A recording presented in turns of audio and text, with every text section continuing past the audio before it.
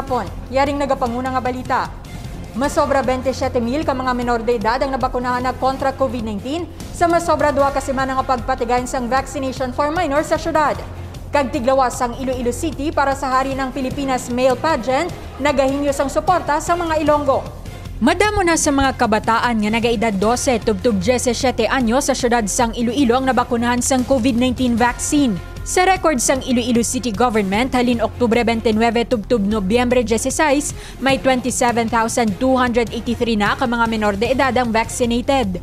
Subong nga adlaw Nobyembre 18, para sa mga kabataan nga luyag mag-walk-in sa mga Megavac site, bukas ang SM City kag Mega World Transport Hub.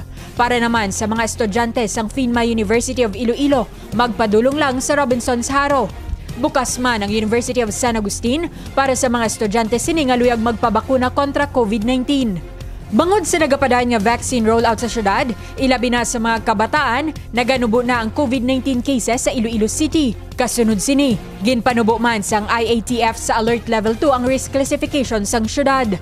Rason nga pila sa mga bars kag clubs ang liwat nga nagbukas. Apang base sa amendment sa executive order nga ipagwa kag ipirmahan ni Mayor Jerry Treñas, ginapanugutan na ang pag-inom sa makaulubog nga ilimnon sa pampubliko nga lugar para sa mga fully vaccinated nga individual.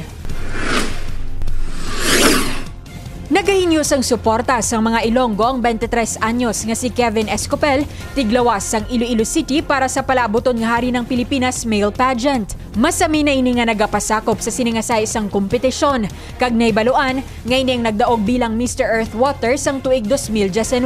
Si Escopel ang magapaindis-indis upod sa iban pa nga mga tiglawas, gikan sa nagkalain-lain nga probinsya kag syudad sa pungsod Pilipinas sa palabuton nga Disyembre 3 tubtub 11 nga paghahiwaton sa Isabela Convention Center.